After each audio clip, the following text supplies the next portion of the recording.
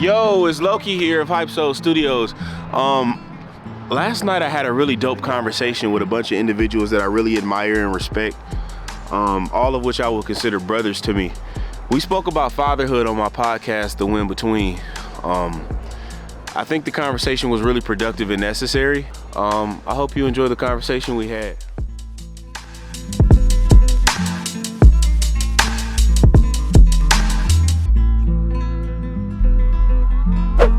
Welcome to The Winbetween. This is a podcast amongst brothers. We have tons of history in varied capacities, and I wanted to have a conversation about fatherhood.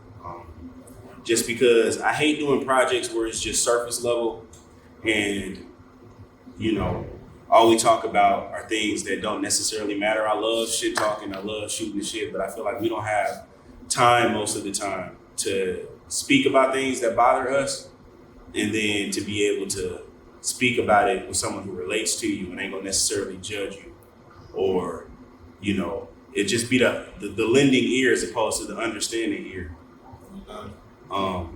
And I feel like everybody should introduce themselves, just because I feel like you can tell a better story about yourself than I could.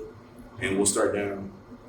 Oh man, they call me Wrong, Blow, Darren, Coach Hudson, all the above, man. I'm a father of one biological child, 2 stepdaughters.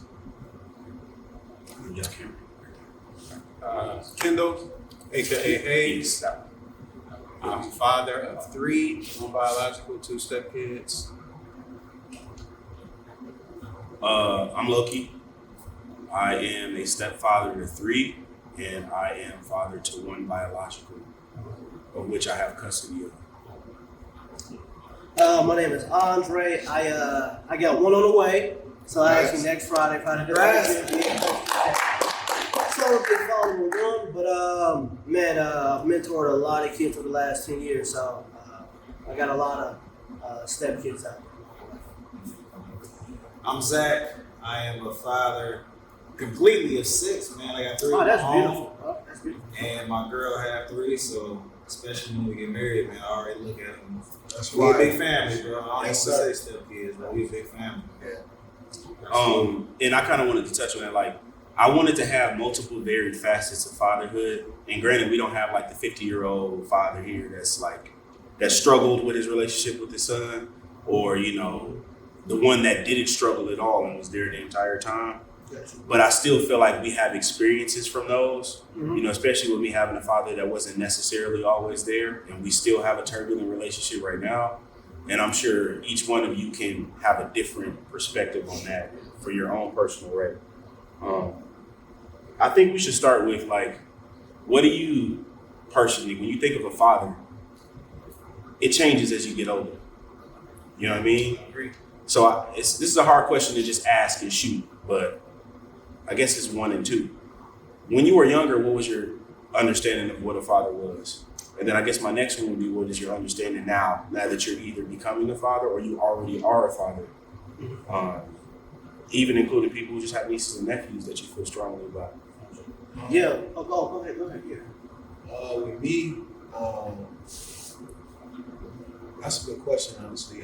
Personally, I feel like a father is. I never had my father around, so you never saw y'all never saw my dad around the meadows running around with me. So the first time I met my father was crazy. It's crazy we talking about this, man. Was at his funeral. That was the first time I actually initially laid eyes on my father. So for me, I wasn't I didn't know him to be kind of bitter. I was just more so confused, because I looked like him. So my whole objective was to be what he wasn't. That's all I know, is to be somebody he wasn't. I wanted somebody who was there. I wanted somebody who was understanding. I wanted somebody to show me a good time. The materialistic things wasn't really a factor for me. It was just more so I just wanted somebody there, my basketball games. So with me being a father, having a son and 2 daughters, I implement those same tactics that I wanted. I'm the father that's there. I don't miss I haven't missed a doctor's appointment. When one of my kids slip and fall, I know where the marks are on the legs. Just little things about children and just growing up that I didn't get paid attention to that much. When they come home, you just can't tell them you did your homework. I want to see it. Right. I was able to just tell my mom, like, yo, mom, I did my homework. And she's so caught up in just living, she ain't really finna tap in and see if I really accomplished it. Not saying she a bad mom, but it was so much other things going on where she couldn't just tap in with the homework. So just a lot of the intricacy of that's been my main focus, my main cue for me. Yeah, I think for me, so to paraphrase, and first of all, that's beautiful, dog. And, you know, just I think we become sometimes what we don't see. So I think that's beautiful about you, bro. And on top of that too, and I don't mean to cut you off. No, go for it. I don't want to glance over that. Like, you know, the fact that when you met your father was at his funeral. Yeah, no, I ain't gonna lie, that's poetic. Even to hear it. You know what I'm saying? And it's crazy, but it's true. It's crazy as ever, but it's 100% true. Man. Now, do you feel like, what would you have rather had? And we always talk about what we'd rather do or what would have rather happened. Like, meeting him, would you have rather met him at all? Or would you know what I mean? Like, that's a deeper question, and I'm sure you probably contemplate. I'm not gonna lie to you, honestly, when I first seen him, low-key, I was like, dang, I look like him. You know, but my whole intention going to there, like, I don't give a fuck about him. No. When I actually got in there and I actually, like, finally got to see him, I'm like, oh, snap. It's like my twin.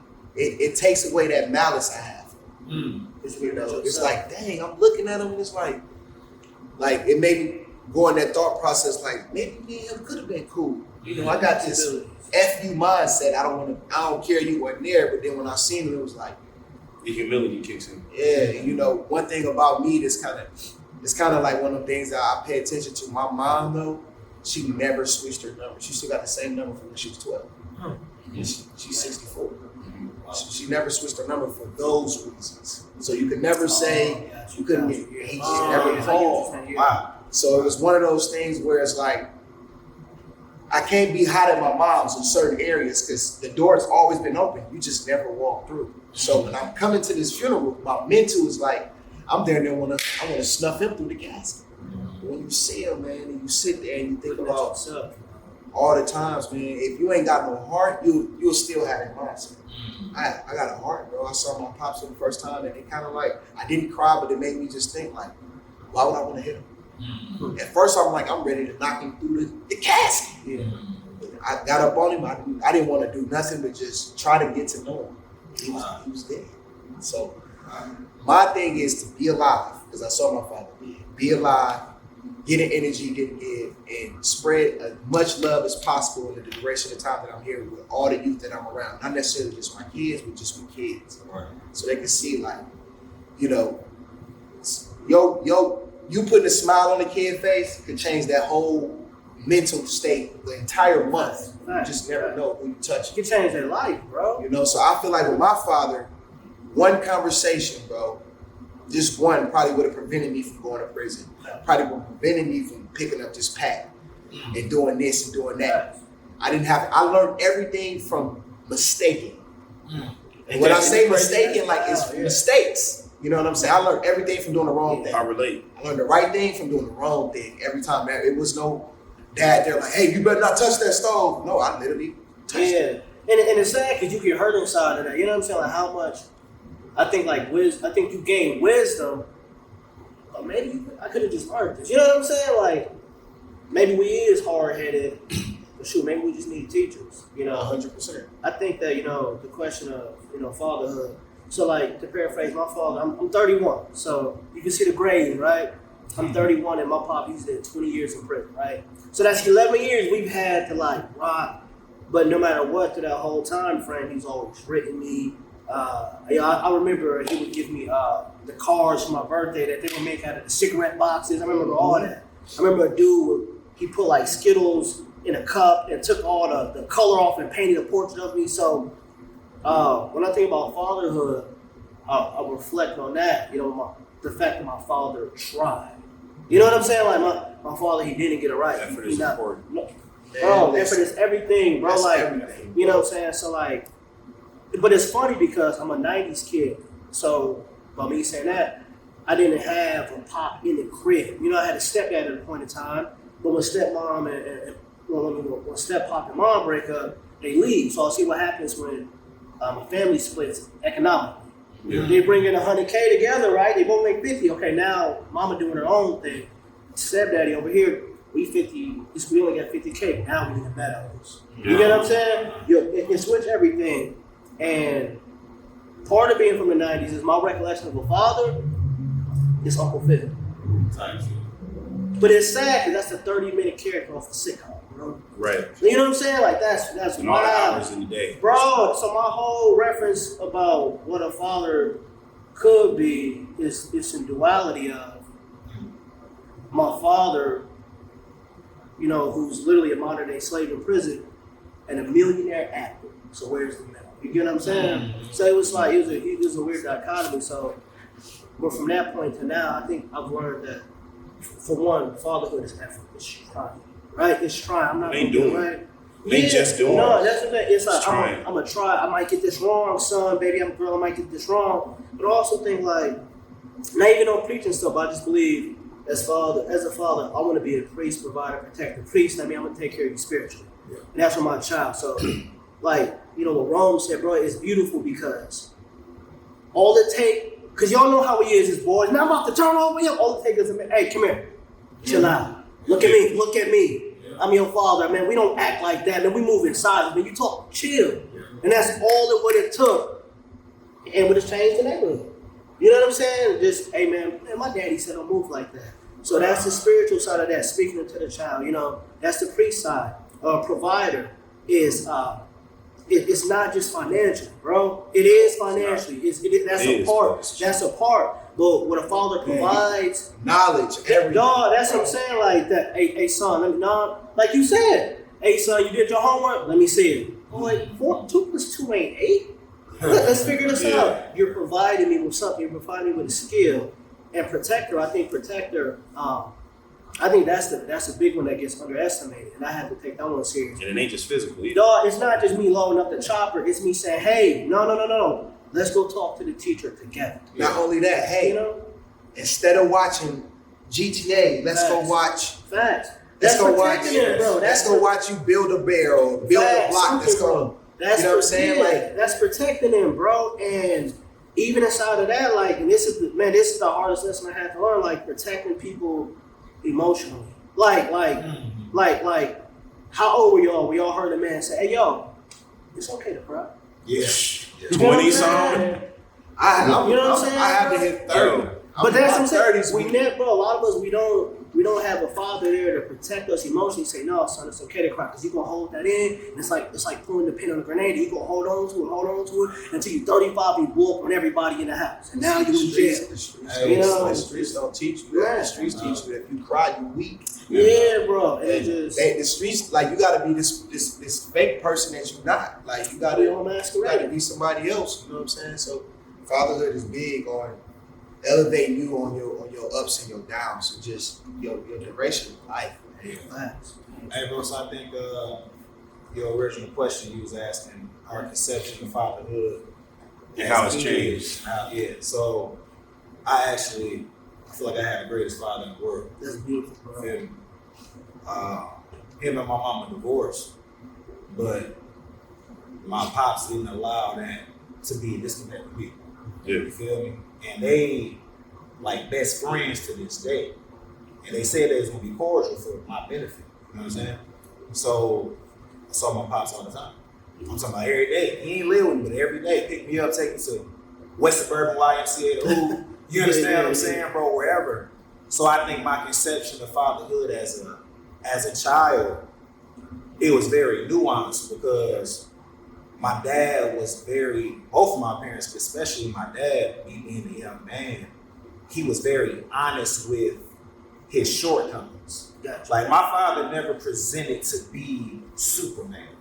You understand what I'm saying? Like, he gave me Superman and Clark Kent. You know what I'm saying? Or rather, Batman and Bruce Wayne. You feel me? Like, I was able to see the man behind who I thought was a superhero. I was able to see the imperfections, the mistakes, you understand what I'm saying? The ruminations. Yeah. You feel me? So my conception was very very nuanced, bro, and probably even as a kid, my understanding was beyond my years because of the way my dad raised me, how he allowed him to, he bared his mistakes to me.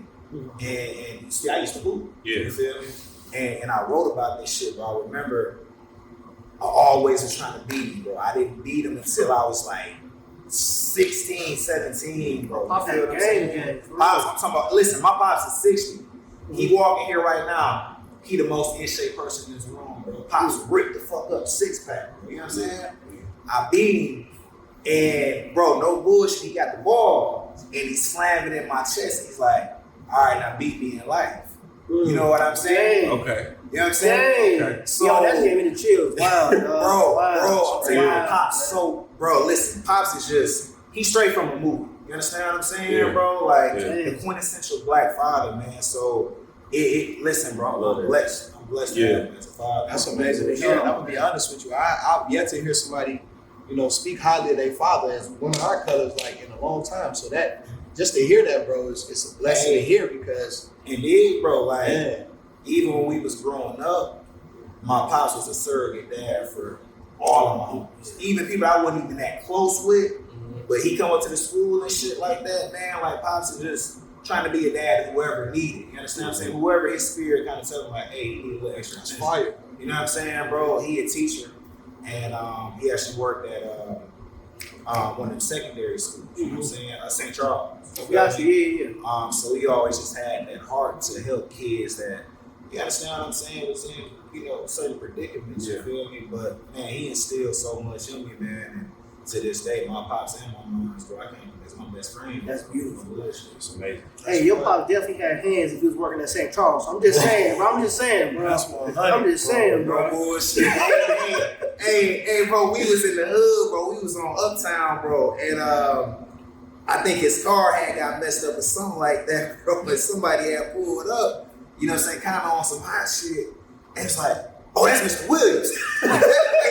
You can't fuck with Mr. Williams, you know what I mean, bro? Like, yeah, man, Pops, that's the OG, man. For real. That's real interesting because I feel like I had somewhat in the middle. Like I had flashes of, I'm not gonna say greatness, but I had flashes of the potential to have a father. Like I have good memories, you know what I mean? But most of them are overshadowed by the inability to make those mistakes out loud. You know what I mean? Like I remember, because I got dark humor. I know who I get it from because we was riding on the highway once and I had to be like 6 years old or something, and for some reason a bird fly right past the car, one make it. The second one, we hit with the car. And I'm looking at my dad to see what he gonna do, and we both start laughing. we laugh, and I'm like, okay. So I ain't wrong for, you know what I mean? Like finding humor in things that ain't really funny. And obviously the bird got up and kept going. But we thought it was funny. And then on top of that, like I remember playing video games with my father, like him coming to my mama's house despite him either being in Las Vegas or living in Las Vegas or him living in a different state or living in a different, wherever it was. Because he went on some type of spiritual journey where he had the 9 to 5. He was good up until I was 4. And then something just changed. And now I'm starting to see those same changes and that same, I'm not gonna say issue, but like internal turmoil and like mental struggles in the women that I date. Break it down, bro. Break it down. You know what I'm saying? Like, if I'm being honest, just about everyone besides one that I fooled with was like, or messed up myself, had all of the characteristics of my father. That's wild. That's deep, bro. And I'm just now realizing that in my late 20s. I mean, at least you're realizing it now. You're in your late 50s. You know what I'm saying? Like, Facts. so Why do you think that happened? Yeah, Why that's do you think what I'm that saying. is? Do you think you drew these type of women because I think it's because when I was younger, I think I internalized the issues that my father had with himself, and I blamed it and attributed it to myself. I felt like I could have fixed him. I felt like I could help him. So I felt like with me being his child, I should be the only thing. You know what I mean? Because you see Goku and Gohan. Yeah. You know what I'm saying? Yeah. You see that and you like, okay, so when Goku there, ain't nothing happening to Gohan. Nothing. And when something happened to his pops, ain't nothing happening to Goku without some shit said no. Facts. Yeah. So I'm thinking that we got that connection. back and forth connection without having to talk about it. I mean, it could be inherited for sure. That starts from birth, like that connection. You know what I mean? And I guess my issue was I assumed too soon. I made an assumption way too soon. About your dad. Because I was thinking it from a kid's perspective. It was very micro. It wasn't macro. It wasn't, this is a man who had his own trauma. When he was a kid, his mother had him in a different state without his father for, I think, 11 years or something like that. And she was hooked on whatever she was hooked on back in that time. And he loved his mama because that's his mama. I never met her, so I wouldn't know, but like, he had his own set of trauma that attached to him. So his view on relationships between parent and whatever are completely different than mine. But do you think you said that you made an assumption too soon? What age are you when you made this assumption? Man, as young as I could remember, like same age when I'm playing in video games, I'm like, oh man, my dad is here. Everything is great. But I'm looking at my mama and I'm like, okay, why ain't she happy? But do you think, and she might have been happy, but what I'm saying is like there's tension there, right? That I noticed, but I didn't understand it. Oh. So when he shows up, I'm like, oh, this is dope. Pops is here. Pops is sleeping at the crib. He's spending the night. Right. You know what I'm saying? Like I might get a call from dude once every 2 years, Right. once every 3 years, once every 5 years. Like I might get I never know when I'm gonna call him. And then on top of that, and I don't mean to like keep going, but like one of the most powerful memories I had in regards to fatherhood, and this also relates to, my mom.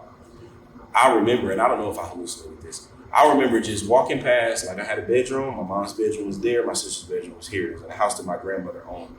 I remember walking past the door and the door was cracked to my mom's room. And all day we was asking about our father. Where's he at? Like, what is he doing? Like, we just want our dad. We just want our dad. We just want our dad. And when she would be the tough disciplinarian that she had to be, because he wasn't there, I just want my dad. Like, imagine how small that makes your mom feel. Yeah. I didn't think about it like that. Yeah. But I'm going past the door and she just crying. She on her bed. She had a room. It was all white. Everything was right. The bed was right. It was like a cream white. And she was like on the couch, or not on the couch, on the bed, just crying. And I'm just sitting there like, I'm never gonna make my mom feel like this again. All of the issues and the bullshit that I got, I'm gonna pack this shit away, and it's gonna stay in that box, and it's gonna be there until the day that I die. Because when I internalize it as when I express myself, or when I'm like, and of course I'm not blaming this on my mama, but like when I say, hey, I miss my father, where is he at? Like, it makes her feel bad. Yeah. You know what I'm saying? Naturally, because it's you in that moment, and that moment where she can't fix. That's a mother's safe haven is to make sure you okay. Yeah. So if she see you in that moment where she can't solve it, like mama always known to do, when you hungry, what mama do? She feeds you. When your room dirty, what she do? She clean. When your clothes wrinkled, what she do? She can't fix this problem. Loki, Yeah. you feel me? So that hit mom's instant. It's a problem she can't fix. Any woman who's a mother is gonna take that person. Facts. 100%. I got a question though, like, because again, I'm going back to you saying like you made that assumption too soon. I don't know if that's your burden to bear, in the sense that you understand what I'm saying, in no disrespect to Pops, but if in his absence, that creates these questions. You know what I'm saying? And as a kid, even as a grown man, like sometimes we gotta latch on to something. Facts. You feel what I'm saying? A lot of times, bro. Yeah, We create our own heroes in the midst of that. Yeah, so you probably latched on to this assumption, you understand what I'm saying, to provide some semblance of comfort, right? But then I think it's important, especially in this conversation, you got the support of your brothers right now. We all got to unpack these things that we kind of kept boxed in. That's what you said, you put it in a box. Yeah. You feel what I'm saying? Yeah, And I put it in a you box. ain't opening that box for nothing, but like that's suppressing a lot of things. Yeah. You understand what I'm And saying? I feel like even with that being the case, with me having that box, like when you get older, right, you start becoming a man, and you get used to your father not being around. So now when you're used to him not being around, when you come around, it's special, but it's like, all right, when he leaving? Yeah, no, yeah. When the next time I'm gonna see you? Yeah. And And then when I'm living my life, I'm about to have a son, or I got my little girlfriends. You know, when you feeling yourself, and you know what I'm saying? You get that fresh cut when you 14, 15, 16, whatever it is. I was at that age where I had a whip, I had a driver's license, I had a job, I had a girlfriend. Yeah. I was doing shit I was not supposed to be doing. And one day I just pulled over. For some reason, I had a drop top Sebring. I think it was right on the Meadows. And I just pulled over and I just started to cry, bro. Yeah. Like I was just crying, like, and I didn't know why. Like I felt crazy because I didn't understand. Like, you just left school, you was kicking it. You ain't do shit in school. You don't never do shit in school. You know what I mean? Your girl is whatever your girl is. Your boys, you about to go link up with the boys and hoop or whatever the case is. You know what I'm saying? You ain't got work today, and I just started crying. And then my mama called me because she always on me. What you doing? Let me explain to you what you encountered, bro. That shit sound, not to cut you off, bro, but Yeah. think about it. Think about how many summers, how many Father's Days, how many Christmases, how many trick-or-treating, how many, anytime it's another parent being involved, your parent wasn't around. Right. You dealing with all those things that's just bottled up, stacked on top of each other from Father's Day. Yeah. Now you got to watch all these commercials with fathers with their kids. Now you got to go out to the store, see fathers with their kids. So now you carrying this in the back of your head like, damn, I ain't good enough. Yeah. That's the burden I would carry. Like, Yeah. I honestly, in my mind as a kid, like, not to never see my pops. Like, never, I talked to him on the phone, he never slid, though. It's like, damn, like, Yeah. What's wrong with me? like, Yeah. I'm the youngest out of 12. Yeah. He wasn't there for none of them. Yeah. He was just wasn't there. So it's one of them situations like, I can't be like, well, you was a parent to this kid, you just wasn't a parent, bro.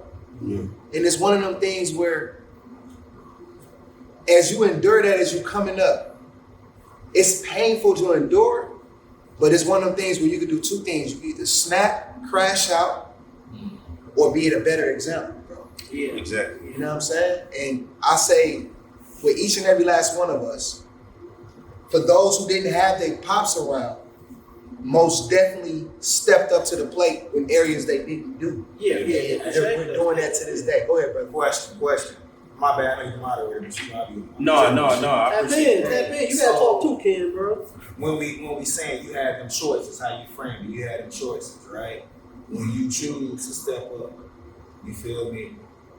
What's that process like when you ain't seen it done before? You don't have a point of reference. You wanna know what's crazy? That's a If you great hold question. on to- Yeah. If you hold on to some resentment, you understand what I'm saying? Or you got that box, Yeah. right? Like, how do you unpack that and be? Because I feel like with kids, they always gonna. And I've had my father around still. Yeah. My sons, my daughters, they have put me in situations where it's like I gotta dig deeper. I gotta be a little more vulnerable. You understand what I'm saying? Like, I ain't got it all figured out. Yeah. You understand what I'm saying? So making that choice, I think we all gotta speak to how that's not just a switch that you flip. Yeah. But it's like an everyday Effort. walk. You know what I'm saying? But see, that's what make it hard, bro. Because if this, like, okay, we all watch basketball, right? No, I didn't. Yeah. You know, it's like we all seen somebody drop 60 Yeah. and never do it again.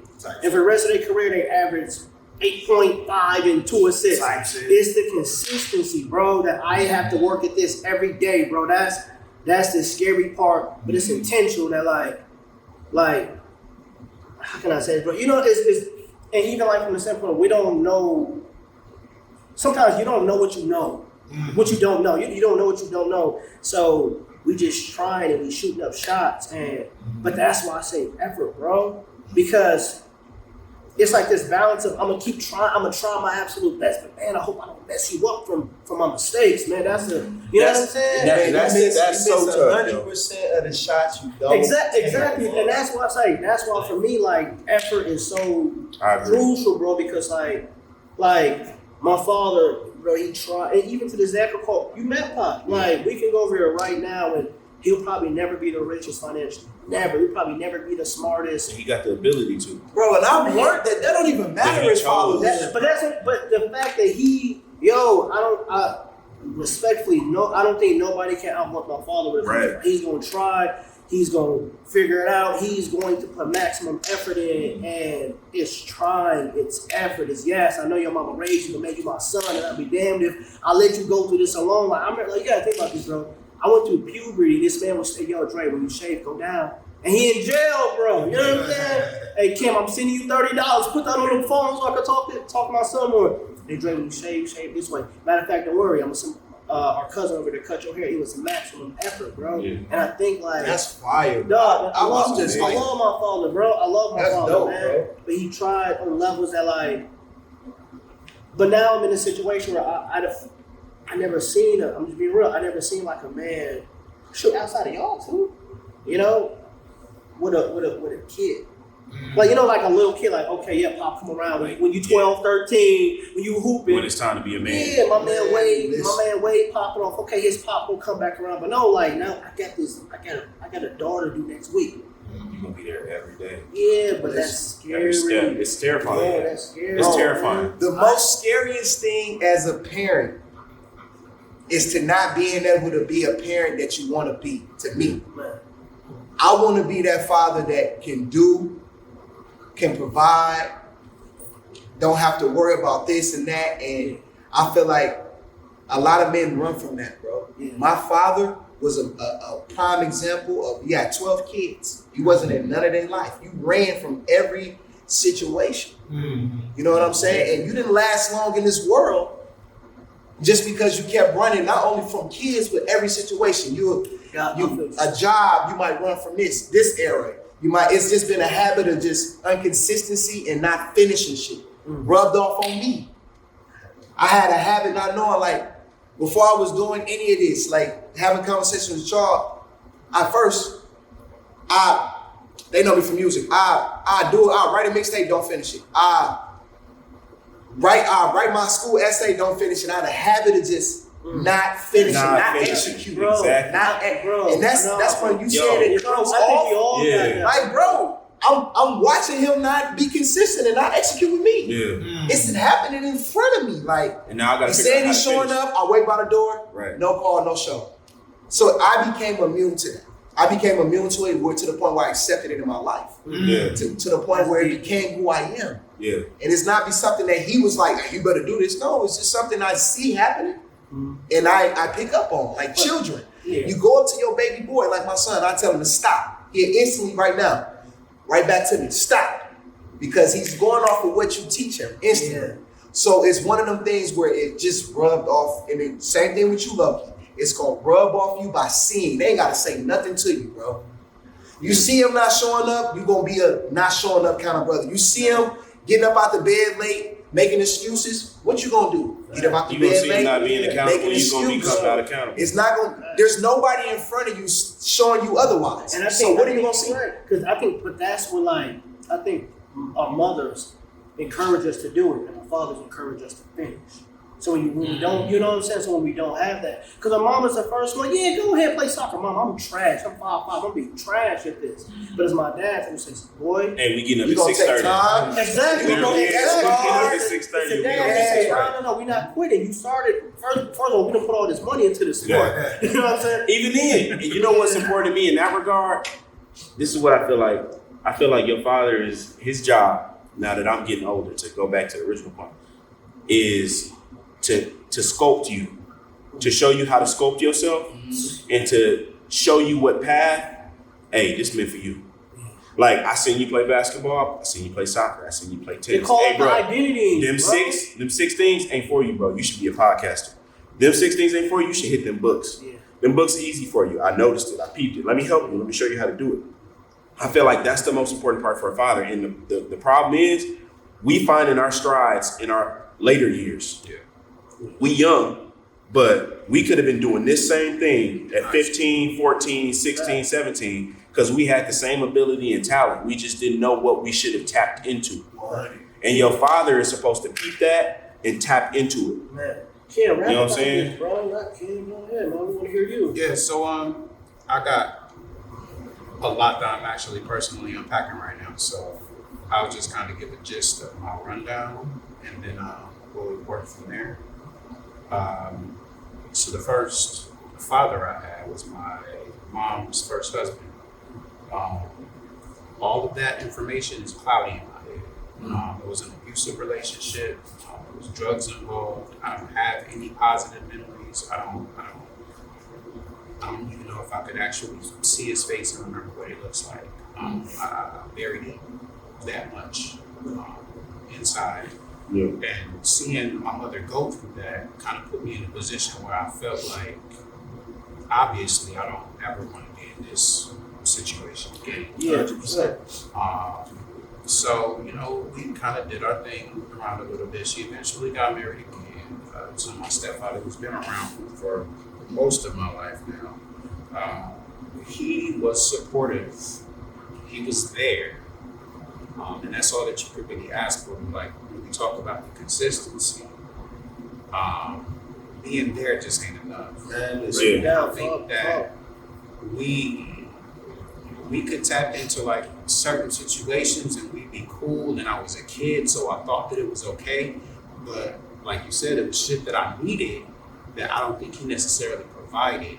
And I think that he was just playing his role in keeping it safe and making sure that my mom was happy, but not necessarily taking the weight of the entire family. Dang, that's wild. Yeah. So, Which is now that you older and would you say that you were in that, you've been in that situation before? I'm in this situation right now. Because you got stepkids, right? Yes, exactly. So we can definitely get into that. But also, I have a biological father who kind of popped up into my life when I was in high school. I had a friend who was apparently, her mother was dating him, and somehow the information got crossed. Yeah. And he found out that I was at the high school, and he's been trying to be a part of my life ever since. I've given him opportunities to at least be around. He fails most of the time. Break that down. What do you fail? Anytime that I get comfortable enough to ask for anything, for his presence, for him to just be around, there's always an excuse. Man, that's not life with this guy. When I was younger, he mysteriously went to jail for probably about 5-6 years. Didn't hear anything from him. Didn't really have anybody else to contact, so I just didn't give a fuck. I just kept everything moving. Yeah. Now I'm at a point where he's back again, and he's asking to meet my daughter and wants to go to dinner with the family. But we not family. Like, you don't know me. Yeah. So why would I give you the opportunity to know my child when To you don't do the even same? know me? Right. You don't do the same shit. Dog.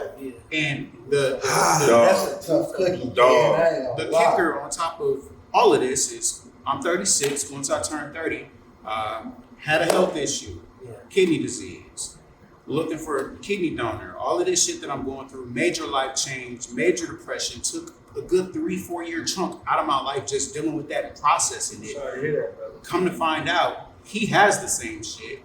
He's going through the same shit. And now I'm looking into like this mirrored image of what I'm going to become in the future as far as health, because he's going and having stents put in his heart and having all of these surgeries. And it's like, I can't even feel anything for him because I honestly just don't give a fuck.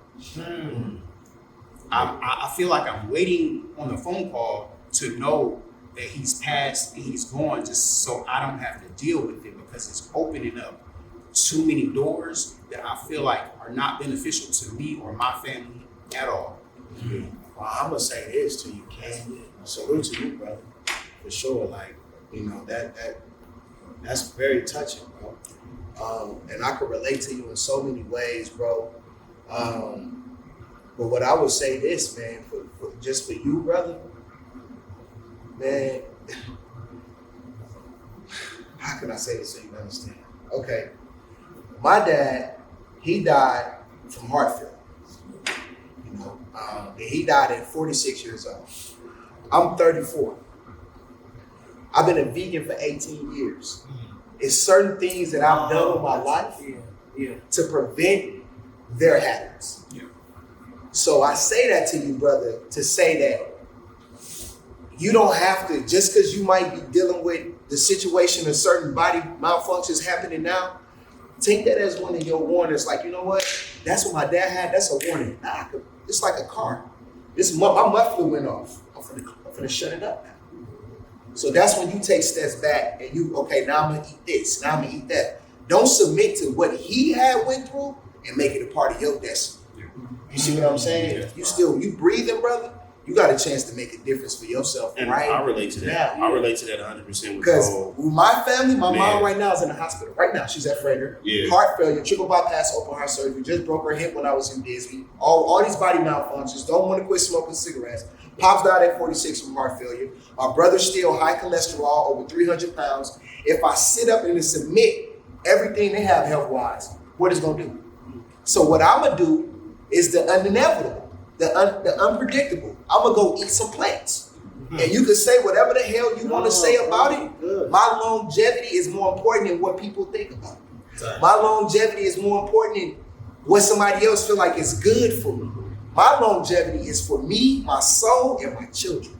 So Ken, you living for your children now. Now you tackle the shit that's getting your health in a bad place. You tackle it with the good shit. You know what I'm saying? With the right energies. If you gotta meditate 2 hours out the day to get you in a peace of mind, meditate, brother. If you know what I'm saying, if you gotta sip you a ginger shot to prevent your blood from being thinner than what it needs to be, hey, you better ginger it out. At the end of the day, we as the next generation, we cannot submit just because a lot of our parents, bro, it's fucked up, man, but somebody taught you how to stand up and tie your shoe. Who taught your dad how to love? Think about it. Exactly. Realistically, like before you had this image and this fence up with him, who said down, hey, you got a son, you got to do this with him. You got a son, no, none of our parents. Yeah. We ain't nobody taught us. So what they moving off of? What they think they doing right. And the only time you know you're doing something wrong is when what? You got somebody to correct you. And if when our parents grew up in that society where there's no correcting, every fucking thing they did was right.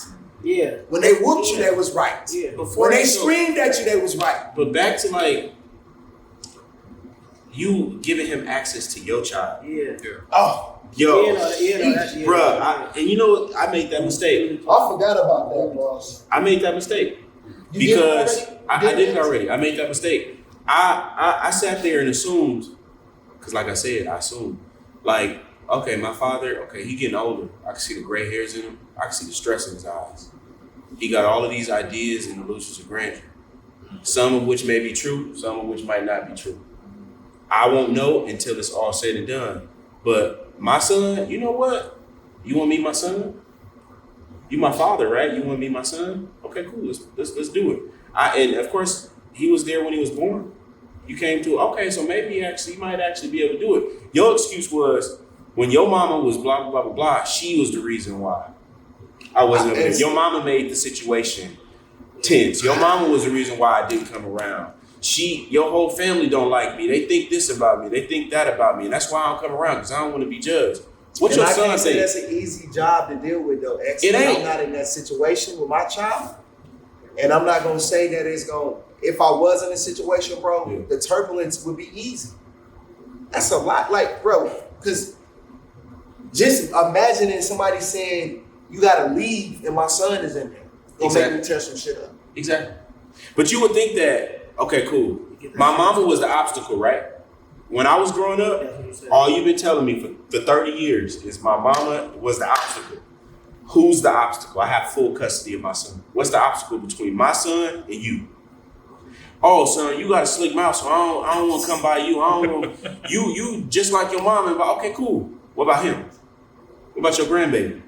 What he do? What he do to deserve this? Because my son, not even a month or two ago, he's sitting there in my grandfather's house because my grandfather has recently gotten sick. He moved back. He moved to Tennessee for 10 years.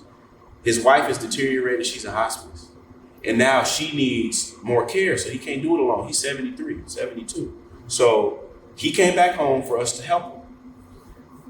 You mean to tell me that your excuse was my mama was in the way? My mama ain't in the way no more. You can have open communication with my son. Why is my son sitting in your father's house crying about his grandfather? My son broke down in tears like out of nowhere. And this is what I'm saying. When kids will wow you. They humble you and they wow you. You'll be doing something that you feel like is right, or you'll be doing something that you feel like is wrong. We said this right before we got here. I'll be doing something that I think I'm doing the best in, And it's like, no, I need to get on him about this homework because if I don't, he's not going to be understanding. But I might be being too harsh about it. And he going to say something profound that's innocent, that's going to change everything. My son came out of nowhere and said, you know people die, right? Where is my grandfather? Can I go to grandpa's house? He could be dead. And this is a day when we haven't talked about him. We don't talk about dude. I don't bring him up because I don't want to trigger my son. Why is my son contemplating life and death in regards to you? And when he looked for you, why ain't you there, bro? Because at this point, I can forgive all of the bullshit you did to me, bro. Like, I can forgive all the shit you did to me, but to my son, That's But deep, that bro. and that's what Ken's saying too, bro. I think y'all in that same spot because Ken, like, no, actually, Ken might not be like, I would not let my dad be my child. And see, that's I what shouldn't. Ken, I would keep it yeah. being with should- you. yeah, I that's- just wouldn't, yeah. boss, because we got too many closed doors. Mm-hmm. I can't let you come around like that without. And I might be wrong in the sense of me being a son and We don't talking this know. brotherhood We and trying talking to it grow. out, though, yeah. But man, my heart don't say do that with my dad. Mm-hmm. mine It's did. messed And up, bro. I hate to say this, but then oftentimes I regret it because now I created a wound in my son that I already closed, that I already prevented. I think so. I think this is my opinion. I think sometimes we don't take either enough responsibility, or we take responsibility for what we don't do, right? So you know what I mean. So I think that like you had a good intention, like just from my perspective, it's about trying. Okay, Pop, I'm gonna give you a chance. I'm gonna try this out. You not the one who said that. You gotta understand. You would have fought about regardless. What was happening? But at least the battle and the pressure would have been on me. And I respect You that. get what I'm saying? I respect that. 100%. But I can handle it. But He listen, can't bro, handle what that. happens to the head happens to the body. So yeah, you beefing with your daddy now, you getting something to your son, but now you son, I don't want to talk right now, I'm pissed off. You get what I'm saying? It would have always came back to him, but I get the battle you facing, bro. I don't want to say, let me not say I get it because I'm not in that. So, I want to respect that. But, bro, you can't, the question is, are we our fathers or not? All right, in some aspects, yeah, maybe our destinies are tied to theirs, but at the same time, we are not them, so we cannot take responsibility for the actions, bro. Facts. We can't, bro. We can't do that, bro. And I get what you're saying. Like, I shouldn't have opened up that door, but bro, that's part of being a good dad. I'm gonna give you this opportunity, son, that I didn't have. Yeah. You get what I'm saying? You got a big heart for that. Yeah, bro. So I can't find it in my heart, bro. You know what I'm saying? I could have forgave everything, every bullshit ass line that this man said to me, every shit he said some shit that's gone way too far to me. Like, I can forgive all of that shit, bro. But my son is in tears right now. Hey, bro, And that shit hurt more than it hurt me. I can forget everything else, but I can't forget that, bro. My God, real quick, I can't. bro, I don't know if everybody in here is spiritual, but I am. You dig that? The Bible say we fight not against flesh and blood, but against principalities and evil in high places. What that mean is, bro, it's like when we dealing with humans, we not just dealing with flesh and blood. You understand what I'm saying? It run deeper. It's generational curses that we're dealing with. You understand what I'm saying? It's like what was passed down generation to generation. You feel me? It's a spiritual battle. So what I mean by that, bro, is like as great as my father is, some of his shortcomings I have to fight against. Gotcha, yeah, for replicate. Yeah. Talk, bro. Talk. You feel what I'm saying? And when you in tune, bro, you gotta understand, like, everything is spiritual. So, like this morning, for example, bro, I get up at 4:45, go work out. You understand what I'm saying? I ain't got no sleep. We still here. It's like 11 something. But I'm using spiritual energy right now. You understand what I'm saying? What I mean is that me getting up that early to work out is discipline. You feel what I'm saying? And that discipline comes from a spiritual place, so I can break the generational curses. You understand what I'm saying? So I can win this war, this fight. So that your kids don't have to fight. Exactly, bro. Or even if they gonna have to fight. They gonna have to fight. I can prevent them from fighting, but I will show them an example of somebody conquering. You're going to send them in there with their shield and swords. Yeah. You feel what I'm saying, bro? So you pass down that faith, you pass down the example. You feel what I'm saying, bro? And when we look back at our fathers and our forefathers, grandfathers, uncles, all of the men that might not have been a great example, we have to look at it with a little bit of grace, because again, it's not just flesh and blood. This is a spiritual thing, bro. And some people ain't equipped. And some people run from that battle. We sitting right here. We sitting right here is evidence, bro. We ain't running from that battle. We ain't skirting no smoke. You understand what I'm saying? Mm-hmm. We are fighting this battle of fatherhood. We fight this battlehood of just being a man of standard, a man of principle. You understand that, bro? And how we win it is these type of conversations, having our spiritual armor. You feel hearing these different perspectives, and releasing. The thing is, bro, we gotta release. And I ain't saying tonight, y'all release the resentment. And I don't want to speak like from a condescending point of view because I had a good father. Because he has no affection. We want you to speak from that. Right. Because you're giving us a different perspective of for sure. But I feel like in order to unlock different levels, higher levels of fatherhood, higher levels of being a man, we got to reach back at the shit that we have suppressed, unpack that. Yeah. You understand what I'm saying? Release it and learn from it and grow from it. You understand what I'm saying? We got to do this shit every Wednesday. I ain't watching but like, even, man, I'm tapping what you're saying, but like, not even a but. I mean, I said that. Just adding to that, man, like the concept of like those generational curses, like, I grew up in church, so I spiritualized everything. But like just making that like practical, like just for these purposes. Yeah. Sorry if I get in trouble with your class, my bad. Yeah. But like generational curses, like our fathers go through stuff we find ourselves going through, right? Yeah. Like, can I keep it 100? Yeah. You wanna know why I started having sex at 12? My father started having sex at 12. You know what I'm saying? Let's keep it a bit. Let's keep it a bit. I started hitting them demonstrations the same time. You know, Pops had 12. Man, I've been doing this at 12. So that's that. Like, and I'm not. I mean, sex is a good thing, man. So I'm not opposed to what I'm saying is that like somebody didn't conquer that discipline and say, nah, I ain't doing this. Mm-hmm. You know what I'm saying? So that got passed down to us, and now, and that's just one example. Of what about like anger? Yeah. Like you ever heard? Oh, I got a bad temper, baby. You don't. Your daddy got a bad temper. I got a slick mouth. No, your mama had a slick mouth, and that's why you talking to me like. Yeah. But they passed that down, bro. It never get addressed. Go ahead. I got the most anxiety in the world, and I'm seeing it form in my daughter on the day to day, and I can't stop it. Break it down. Scary. Every little thing she's like worried about, and like stuff that 6-year-olds aren't even supposed to think about. We in the car, she talking about if an accident happens. We at the house, she talking about robbers coming through the window, and I'm like, I know this is the shit that's on my mind, but how did I put that on you? Did she often ask research for me? Yes. Like, am I doing a good job? Yes. Did I do that right? Mm-hmm. Has it ever been same thing for Zay? Have it ever been situations? Not to cut you off, X. Has it ever been situations, Ken, where you said that out loud around her, or you reacted in that capacity around her? I don't think so, but I'm a very cautious person, so I will cautious. Like let you know, like we're not gonna do this because this might happen. We're not gonna do this because this might happen. Yes, but it's never been like, oh, a robber's gonna come. Like it ain't never been that deep. Gotcha. So it's like, hey, before you cross the street, look both ways. Yeah. Hey, you ain't look both ways. I told you to look both ways, and then you do that so much because you want them to be safe. And you want them to consider the possibilities because you're not always there. You want them to be the kid that dip off and duck off when some shit about to pop off.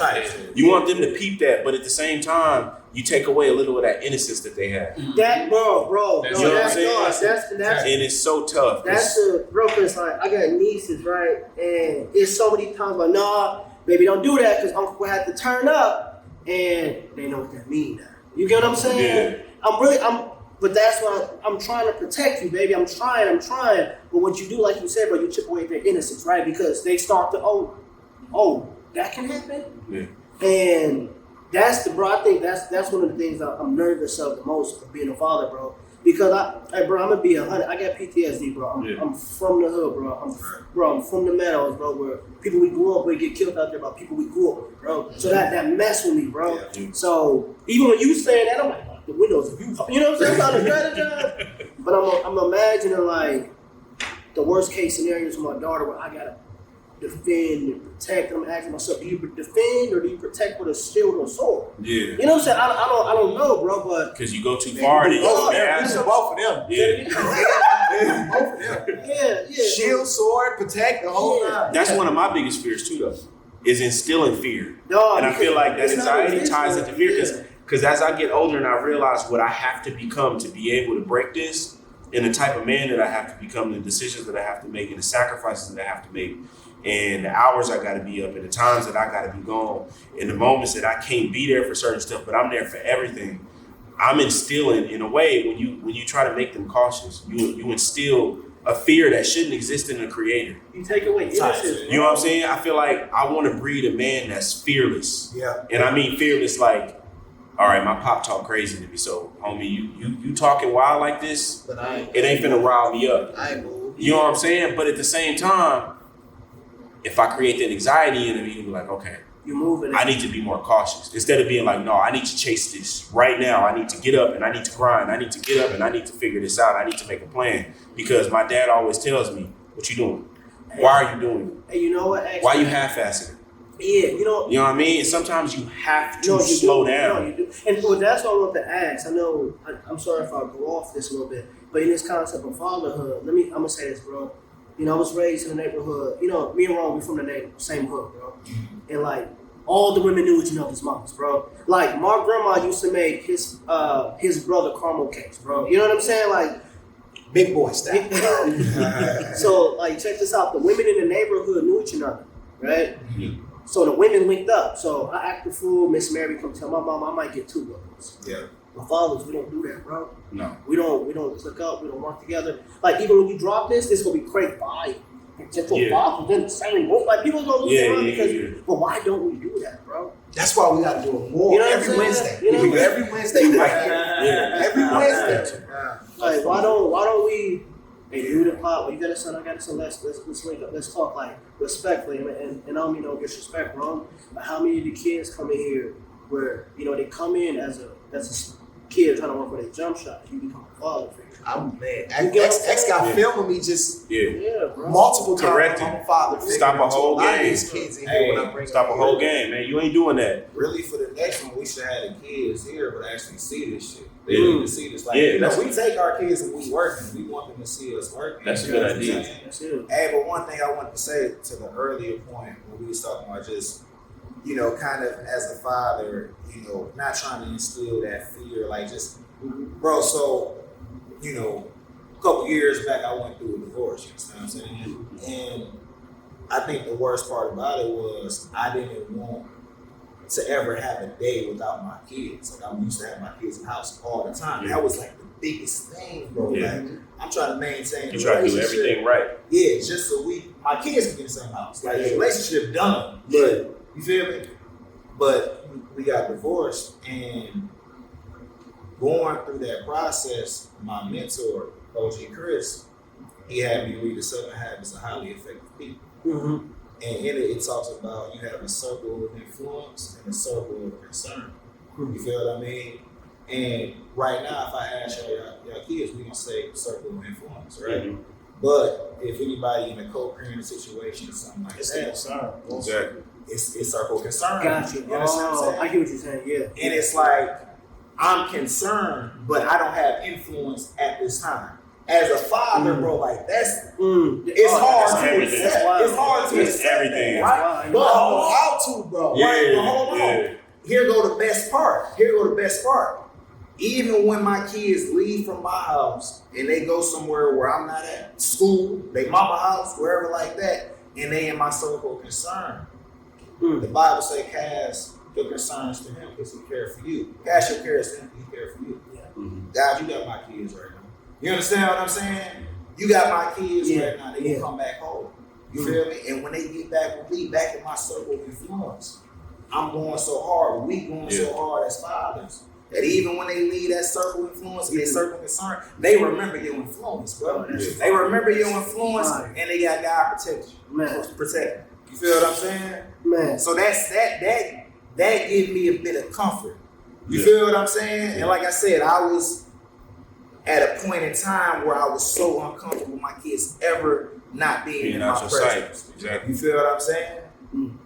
1,000. bro. So y'all said let the grandparents watch them babies. Y'all said y'all tell them, let them watch them babies. All right, man. I even worried about it then because, they I do ain't it too leaving much. my mama with my son. They do it too much, and then, you got to deal with the stuff that you grew up with, the anger, the... I don't even want my son to expose to half of the shit that I can't. You know what I'm saying? And my mom was a great mother. She is a great mother. I'm telling you. She still is a great mother. great grandmother. It's just, you don't want to cast the burden that you got onto somebody else who never got a chance to live their life because they sacrificed everything for you. Yeah. You know what I'm saying? And that leads into like even being a stepfather or like that. I personally feel like the stepfather shit's harder than the regular shit. What you mean? Yo, I feel like The smoothest shit is my son. Yo, that's what I'm saying. the That's what I'm saying. smoothest I feel like that's the easiest part is when it's like, and this is a hard And conversation that's to just have from because our perspective.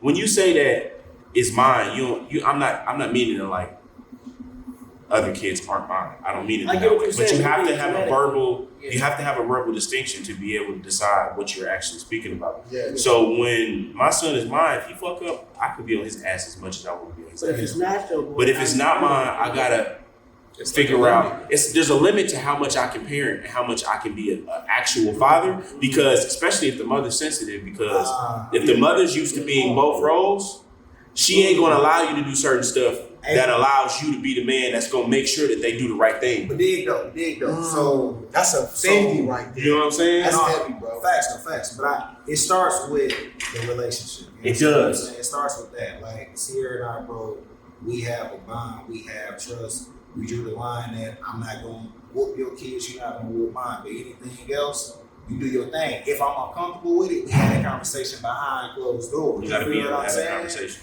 And as a father, stepfather, what I said to her and I said to all the kids, like the expectation don't change. If I have this expectation for mine, but I'm lowering it for hers, that don't make no sense. It's the same expectation across the board. And me and my girl, we on one accord. I feel like with that, it also breeds a damned if you do and damned if you don't situation.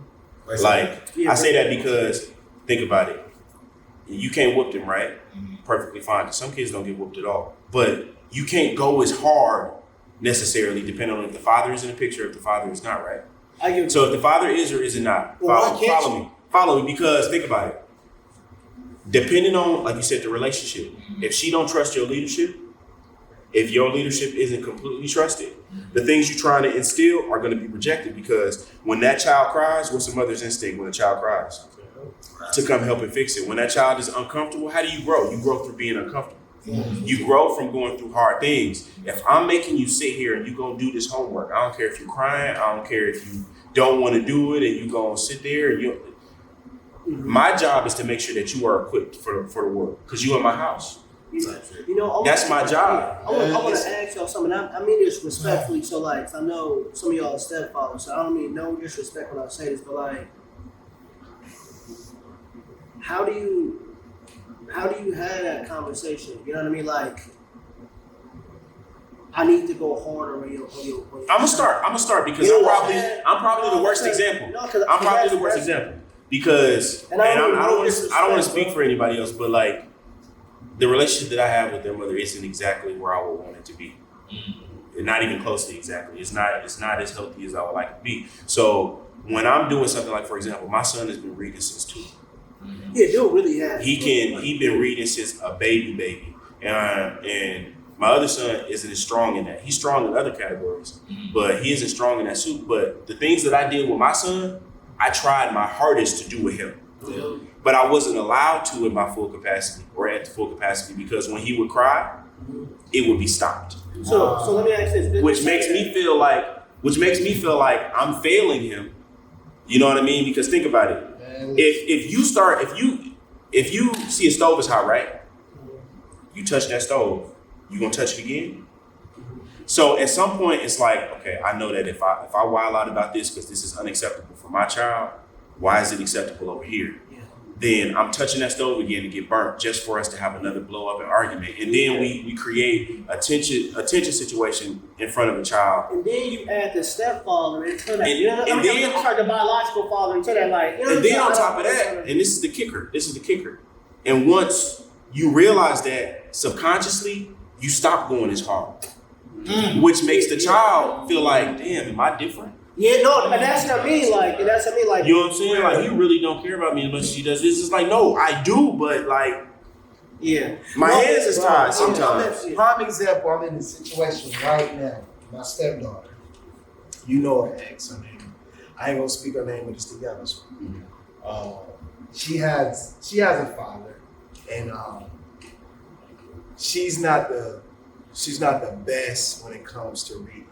Okay, she's improved tremendously though over the years, just consistent with her mom. She wasn't the best at multiplication, and at first when I first came around, I used to I had this thing where I was like, you know everything but anything about your own people, and that kind of frustrates me. No, okay. So when I first came around, I had this thing where if I dated a girl and they had kids, this is my first time ever really going into that room with the kids because I never really wanted to do it. But name 20 black inventors. Mm-hmm. I want to know 20 black inventors.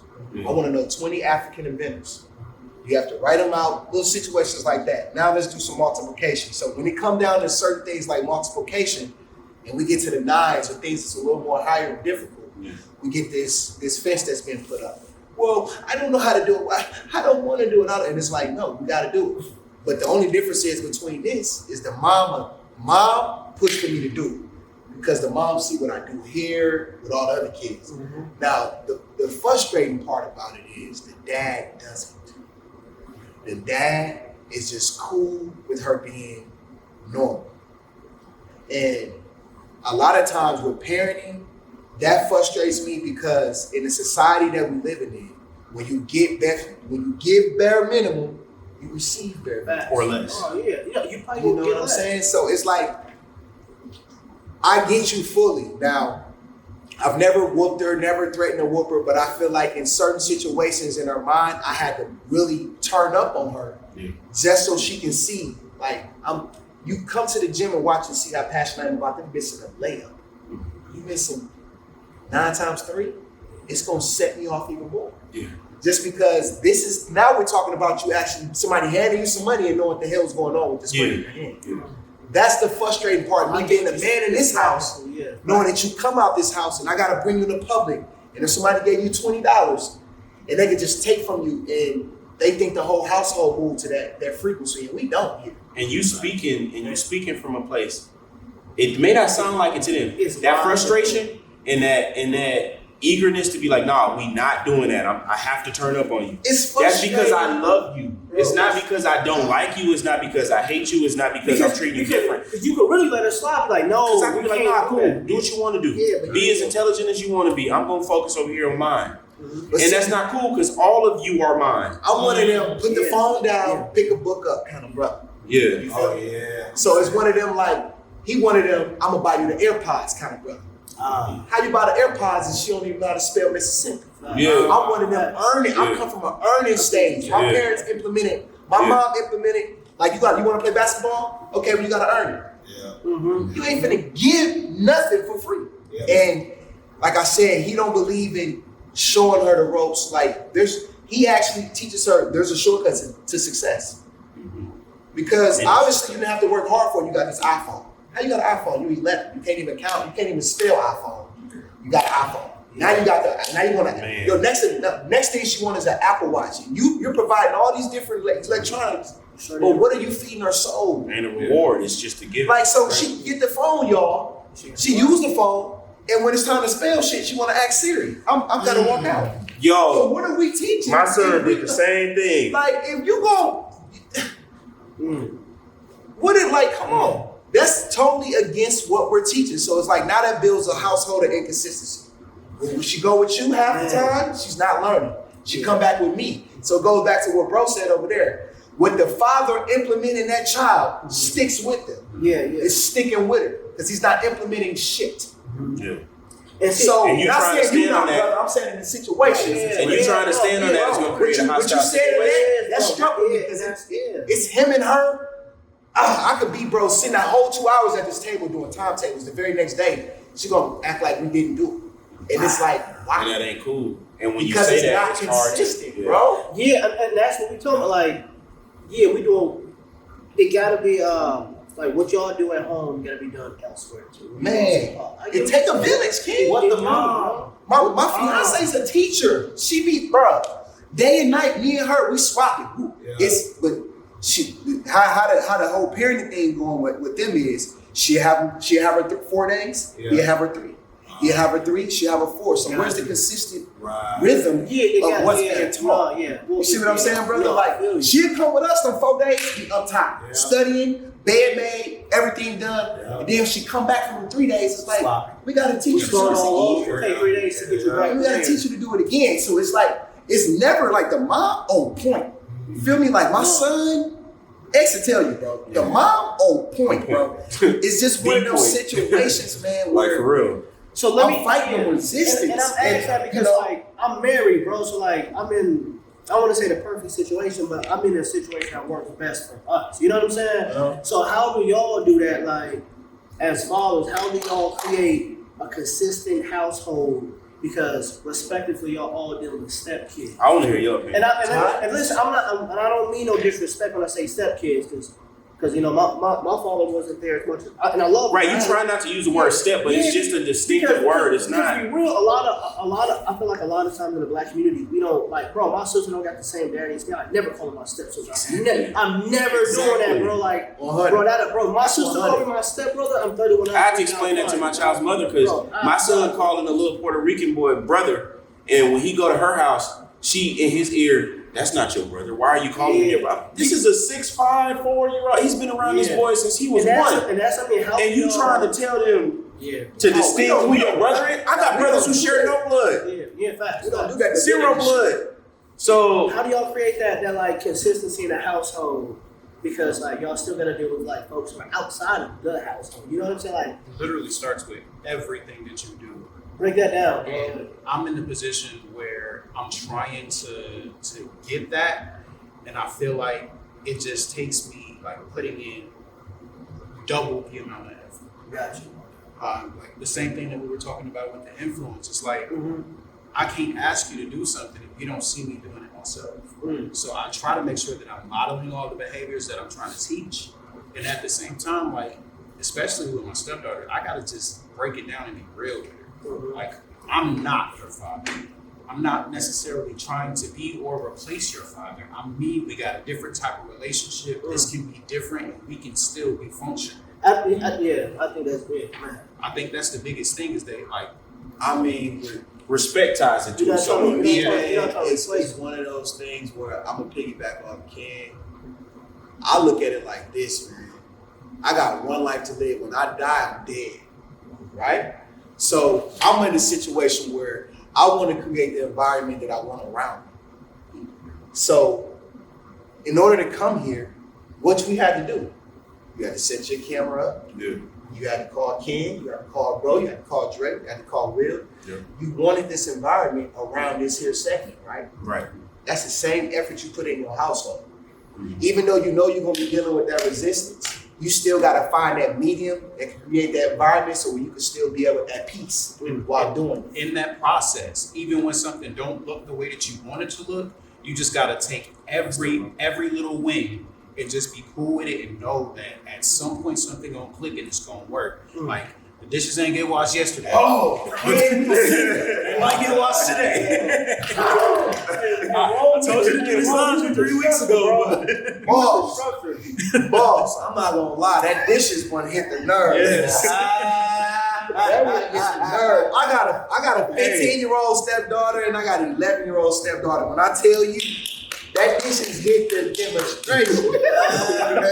King, yeah, man. But Respect is so important in them situations. You know what I mean? Like, how do you get respect from someone who feels like they have a safeguard? respect don't mean shit though. There's a kill switch. But You think think respect means something? even love. But think about it. It starts with respect. Before you even get to the love, they don't know you very much. Or it's hard for you to interact in the same way you would react with your child. For example, I got stepdaughters. If I have my own biological daughter, I'm more comfortable with being like, okay, cool, we finna go somewhere. We go somewhere, we gotta sit down. Oh, it ain't no chair. All right, cool, sit on my lap. My stepdaughters, however, they have fathers. You know what I'm saying? One ain't active, one is active. I can't be like, hey, come here, sit right here. And it don't mean nothing. It's my daughter. Yeah. I have to approach it with a different hand. Yeah. Not because I love you any different, but because I have to safeguard the situation. Yeah.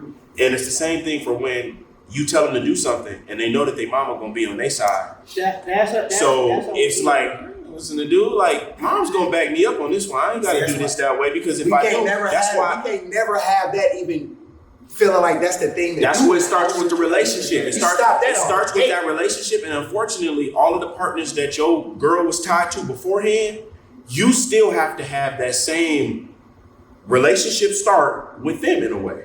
Because if you don't, when you do something, it's like, nah, I made your son read. He has to read. He ain't like it. He cried about it. Do we got square up over that? Why would we have to square up over that? I would assume that if you was here, you'd be wanting the same thing, and if you ain't, you tripping. Yeah. And I ain't allowing it. You know what I'm saying? Sometimes you gotta have them conversations. Sometimes you gotta be that resistance though. Sometimes y'all ain't gonna always agree with. You gotta stand firm. Like it's been times, bro, where we up 12 o'clock at night trying to do two problems. And bro, I don't give a damn. You gonna do these two problems. Cry, get over it. Here's a snack. We gonna get finish right the back to problems. it. Yeah. And the mama might say, so where's the school night? Well, I don't give a damn if it was Hey, prom night, this school morning, night, movie my son night. went to school 35, 40 minutes late because he didn't understand some math on the benchmark test today. He was rapping about that. And we didn't go to school, and I was late for school because he needed to understand it. So we gonna sit here, and until you figure out this sheet of math that we went over the day before, but you just forgot it all of a sudden. No, we finna sit here and we finna do that. So I relate. But I love how y'all 100%. breaking it down because like what y'all not saying I'm doing this to punish you. Like no, I'm doing this until you get it right. Yeah. Bro. Who? Because I didn't have that, Dre. Yeah, no, bro, and it mattered, bro. You was gonna say something, right? No, yeah, for sure. I think, bro, like my pops taught me just about accountability. You know what I'm saying, bro? And the thing is, from a biblical standpoint, bro, like we the head. You understand what I'm saying? But we supposed to love our wives as Christ loved the church. You understand what I'm saying? And the wife supposed to honor us.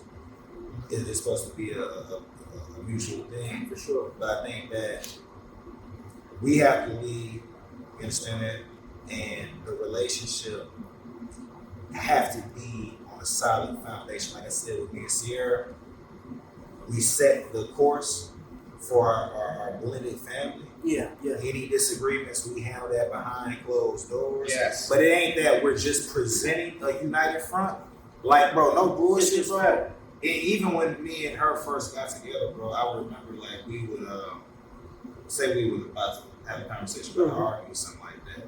And we'd be looking at each other like this. And then she'll turn like this, like, yeah, people, yeah, she'll generalize. I'm like, oh, look at me. Oh man. We're in a disagreement, but we're still together. Yeah. So we're not just presenting a united front. Even if we have some conflict, we're still united on That's this. some game. And the kids, they are gonna sense that. You understand I what I'm need to be saying, better bro? with that, So bro. I ain't gonna lie. right, so when I'm dealing with I ain't her, gonna lie, you teaching me a lot. Yeah, I'm learning off that. I don't want to be touched. Don't even touch Yeah, me. you know what I'm saying? I'm on that 100%. You said something strong. Like, no, look at me. you talking crazy right now. Boss, why You are being- touching this? It's not your hand. It's me. hey, You know what I'm but for saying? real though, You ain't apologize yet. We ain't cool yet. So don't even until you say you sorry. Salute to you, You know bro. what I'm saying? Like you just You said you over here like I told you don't spend the money, but you decided you want to go over there. No, that's man. Listen. But, I hear you, but man. that right there in itself, it lends to, and I'm not saying, bro, we got 6 kids together. This shit's not easy, but it leads to like a bit more smoother selling because we know regardless, we be in this together. You understand what I'm saying, bro? And you gonna back me up, I'm gonna back you up, and we just want our kids to advance. You understand what I'm saying? Real quick, I gotta get her some chicken by 12 o'clock. I definitely though. Like Every Wednesday though. it's important. I'm down. I'm down. Hey, you wanna know It's what? important. Y'all made me feel better. Bro, in a it's- lot of areas as a man that I was incomplete. Yeah. And I just gotta express that with y'all like, X, this was dope. I appreciate On the break of that, because I'm gonna be honest with you. Kendall don't say much. He's been this way ever since I know him. Bro. But to hear him talk with so Yeah, much that's compassion what I'm saying, bro. and to actually know what you went through, bro, Yeah. it just humbled me. Yeah. Because as a kid, I didn't see that for you, bro. Yeah. You know, you hit it so well. And it's like, bro, we do that so much as Yeah. black men. Yeah. So for like, I'm telling you, like, bro, he was so smooth here.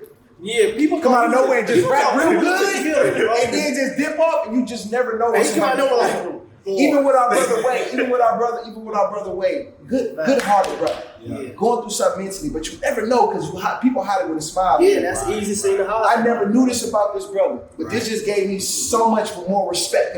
I already had respect, but I respect him so much. I never knew he was going through something 3 to 4 years, life or death situation, dealing with anxiety. I didn't know X was having problems where, certain situations where his kid would be identified as not a relative. I didn't know half the things I know about y'all today. You probably didn't know about me, but bro, it made me open the door for my own brother. Absolutely. For my cousins who I just closed the door on, who got kids. Yeah. Boys who I done got into it with in high school that's over some dumb shit. Now I want to hear like bro, we're living in a time where we just went through 2 years of just a minor setback. This fungus just took over our world, and we still got brothers here living to talk about what happened beforehand. And honestly, y'all just taught me so much, man. Same real, bro. We need this, bro. Iron sharp iron. Facts. That's my favorite verse, bro. But I'm literally about to go home, hold my wife's hand. I want that PS5. Let me wrap this up on that note. All right. So this has been the Winbetween a HypeSoul podcast. Shout out Carl, Whack, my boy Will Captain in the background. Shout out Will, man. You know what Shout I'm out saying? my boy Will. He ain't said nothing. He just been saying. You know what I'm saying? Shout out Will, dog. Just Come get in the camera, Will. They You know what gotta I'm saying? see Yeah, we got to see my boy. Just to establish everything. We keep one. We always keep one. Just to establish everything, the Winbetween podcast is it focuses on everything in between. Oftentimes we focus on the win. Sometimes we focus on the loss. But I feel like the life's journey is about what's in between that. So we focus on the win between. It's the journey. It's not necessarily the destination. And I appreciate everybody being here. Like for real. Love. Like seriously. Appreciate it, man. Love, man. Let me go get my HypeSoul. Yeah, bro. Bro, Yo, nice meeting you, bro. bro.